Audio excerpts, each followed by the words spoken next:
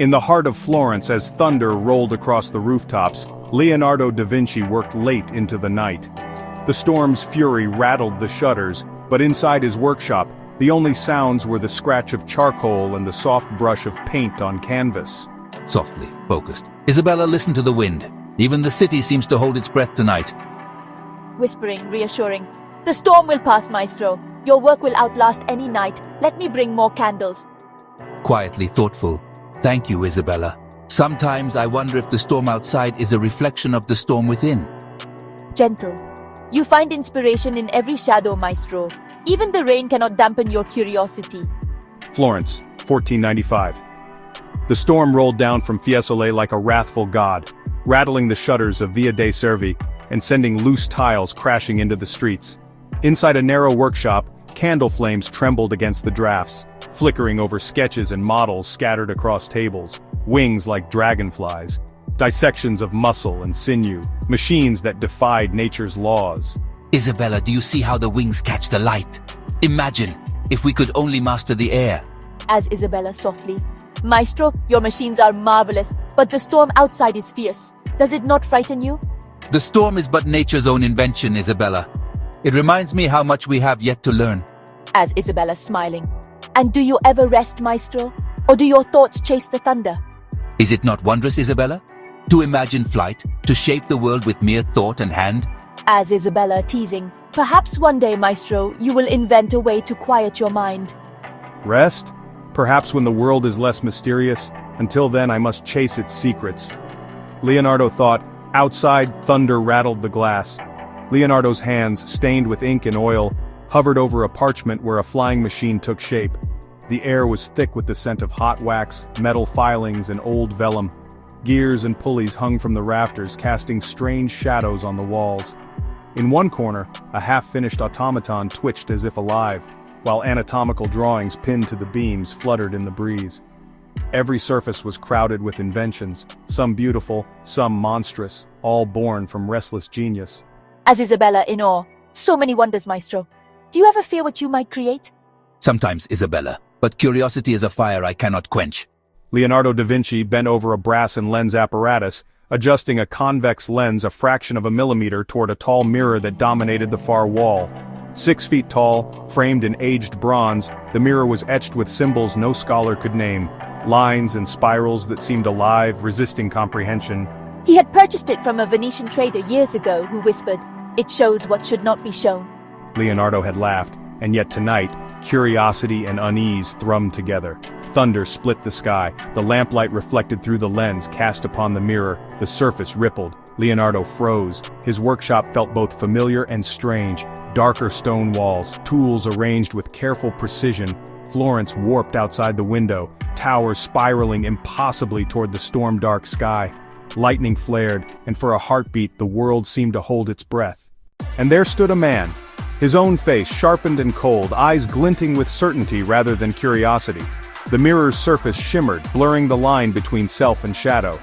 But behind this reflection, Florence itself was transformed. Towers spiraled impossibly into storm-dark skies, their stones black and slick with rain. Streets twisted in unnatural patterns, lit by flickering blue-green lanterns that cast shifting shadows. Mechanical soldiers marched in perfect formation, their armor gleaming, faces hidden behind mirrored visors. The people moved in silence, dressed in strange angular garments, their eyes averted, as if haunted by secrets. Leonardo's heart pounded. Florence, yet not Florence, a city both wondrous and terrifying. You have found it at last, Leonardo. Leonardo stared, transfixed, as the city beyond the glass pulsed with unnatural life. Gears and pulleys jutted from rooftops, steam hissing into the night. The air shimmered with energy, and every window reflected not the world, but endless possibilities, some beautiful, some monstrous. Who speaks? Is this some trick of the mind? I do, Leonardo da Vinci. As you are, and as you might be. The mirror reveals more than you wish to see. The crowd in the streets below moved with eerie precision, their faces pale and unreadable. Lanterns swung from wires overhead, casting patterns that danced like phantoms across the cobblestones. Leonardo's own workshop appeared in the distance, but its windows glowed with a cold, unnatural light. This mirror is no ordinary glass, Leonardo. It is a gate, crafted to reveal not just your reflection but the sum of your choices, your fears, your hidden desires. It shows what is, what was, and what could be. Gaze too long and you may find yourself lost between the worlds it reveals.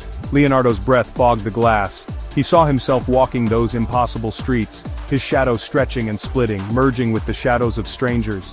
The city seemed to watch him, every surface a silent witness. Why do you look at me so? What are you? I am possibility. I am the path you fear to walk. Every choice, every doubt, reflected and magnified. A procession of mechanical soldiers passed beneath a banner bearing the Vitruvian man, but twisted, its limbs tangled in impossible geometry. The soldiers' mirrored faces caught Leonardo's gaze, reflecting his own fear and wonder back at him. Leonardo's breath caught. The room felt colder, the candlelight flickering as if in warning. If you are me, what have you done to Florence? Why does the city twist in your gaze? I have perfected it. No hunger, no crime, no rebellion. Order at any cost. At what price? What horrors are these? The price of certainty. The end of wonder. Would you not trade chaos for peace? Sometimes he glimpsed himself crowned and triumphant, the city kneeling at his feet. Other times he saw only ruin, Florence burning, its people lost in shadow. Each vision left him shaken, uncertain which was the true reflection. This is no trick, he realized. The reflection was alive, watching, waiting. I will not become you. I will not let fear shape my genius. Leonardo stared at his own reflection, voice trembling. You enslaved Florence? I perfected it. I, Leonardo, am its father and ruler. No, this is not mastery, it is tyranny. You would trade freedom for order? Order is the highest art, Leonardo. Chaos breeds only suffering. I have ended it. Leonardo's heart pounded. He reached toward the glass, desperate. This cannot be. You are not me.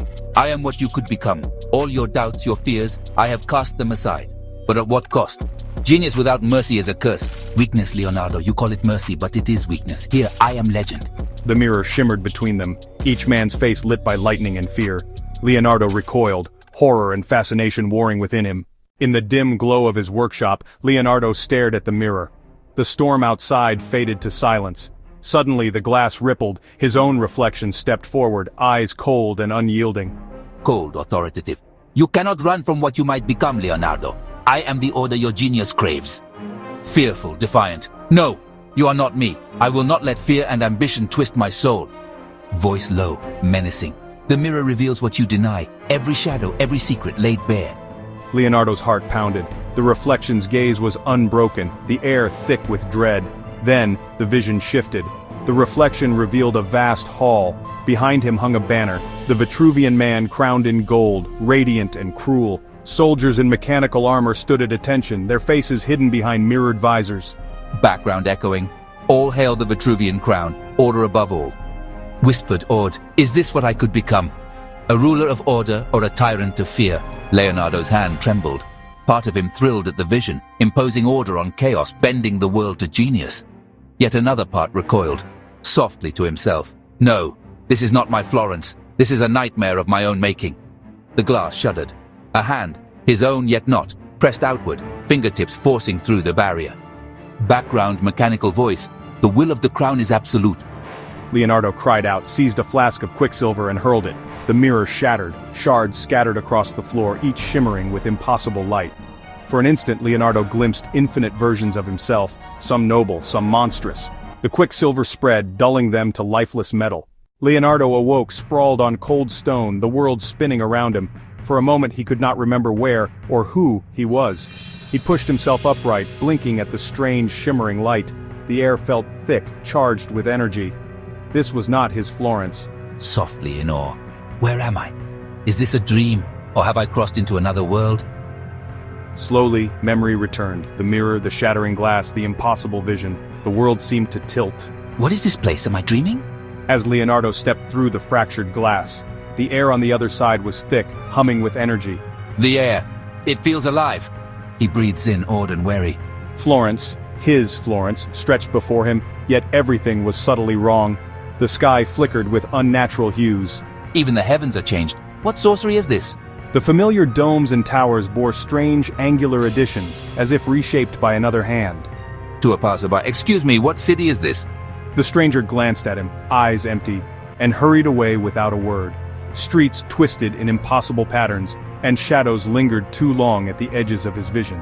Muttering, Shadows that move when I do not. Is this some vision or madness?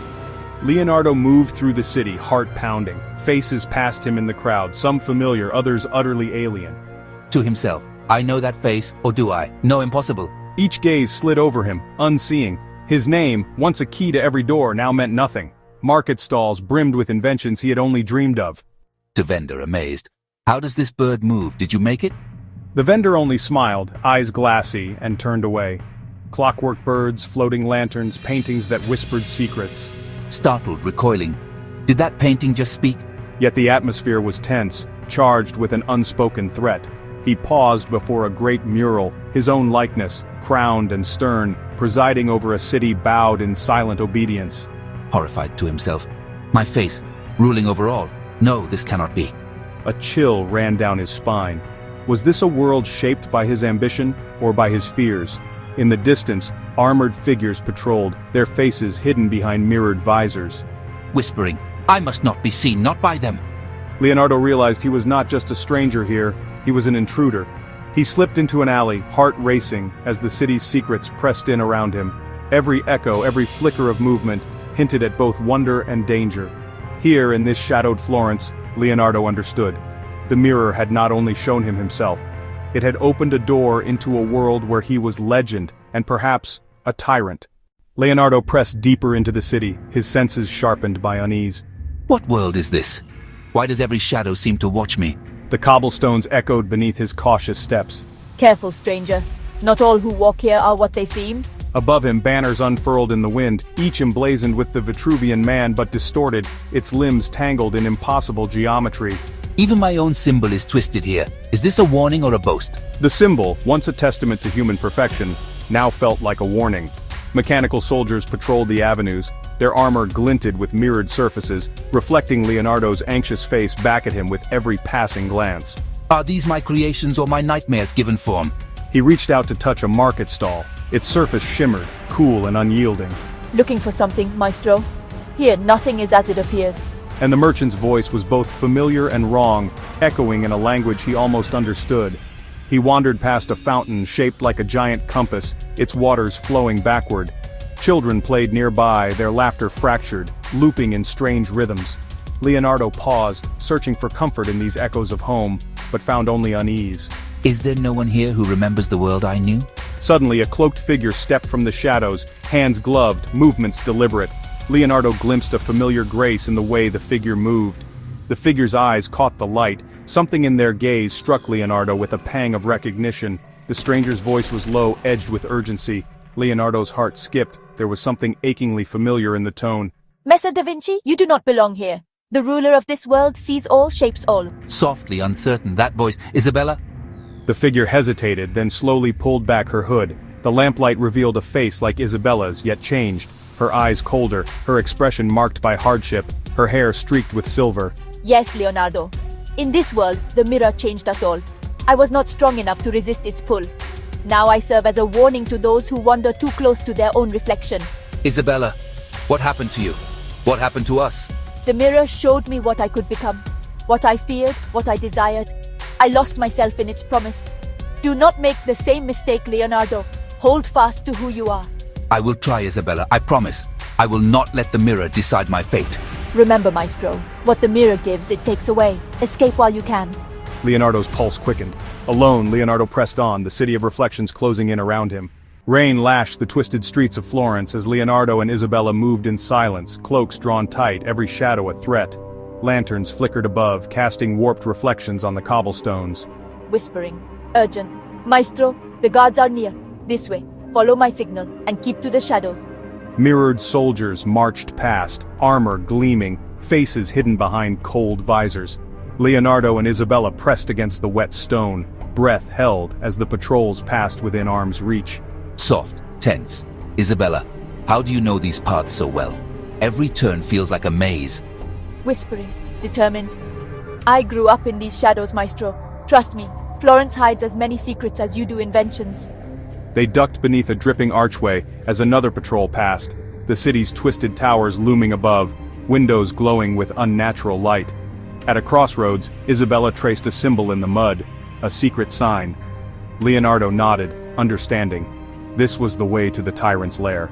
They slipped through a narrow passage, boots splashing in puddles, as distant bells tolled and thunder rumbled overhead. Breathless, awed. The lair, we're here. Look at those doors, like mirrors, waiting to swallow us whole. Soft, resolute. This is it, Maestro. Whatever waits inside, we face it together. The doors creaked open. Inside, darkness pressed close. Strange inventions lined the walls, machines of brass and glass, their shadows monstrous in the flickering candlelight.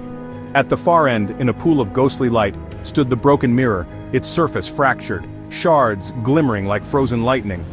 Leonardo and Isabella stood before the mirror, breathless, rain-soaked, hearts pounding, ready to face whatever truth the glass would reveal. The storm faded. Leonardo and Isabella knelt side by side before the broken mirror, shards scattered at their feet. Together they searched for the answer hidden in the glass, their resolve unspoken but shared. Leonardo, look at these symbols. They match the banners and the guards' eyes. If we find the right pattern, we may find our way home, together. Yes, these marks repeat. If we arrange the shards to form the twisted Vitruvian man, the path should reveal itself. Are you ready, Isabella? I am. The mirror showed us possibilities, not fate. Trust yourself, Leonardo. We finish this together. Leonardo and Isabella fit the shards together, hands steady. As the last piece slid into place, the pattern glowed with otherworldly light, a swirling portal opening before them. They rose, side by side, facing the unknown. This is it. Whatever lies beyond, we face it together. I believe in us. Thank you, Isabella. We will not let the mirror decide our fate. Together, we are ready. Light burst from the portal. Leonardo and Isabella exchanged one last determined glance, then stepped through the swirling light, hand in hand. A final echo whispered from the glass, "You can never be free." But together, they pressed on. The portal engulfed them both. For a moment the room was filled with swirling light, then silence. Only the empty chamber remained, the mirror's fragments glowing softly as the portal faded, marking their leap into the unknown. Leonardo and Isabella stood side by side in the quiet workshop, gazing into the broken mirror. In its fractured surface, they saw not just themselves but countless reflections, some noble, some monstrous, all possibilities of who they might become. Softly, reassuring. Every shard tells a story, Leonardo. We are more than our fears, more than the shadows we cast. We are the choices we make, together. Softly, each shard holds a different fate. Am I the sum of my choices or the shadow of my fears? Gentle, hopeful. We have seen what darkness can bring, but also the light that endures. The mirror showed us what we might become, but it cannot decide for us. I've seen what I might become. Genius and ruin, hope and tyranny, each within my grasp. But which will I choose? Softly, to Leonardo. The future is not written in glass, Maestro. It is shaped by our courage and by the love we hold for one another. As dawn broke over Florence, golden light spilled across the workshop. Leonardo and Isabella stood together, the broken mirror silent at last. Its lesson remained. Every invention, every dream, every fear, reflected and magnified. The future, like the glass, was theirs to shape.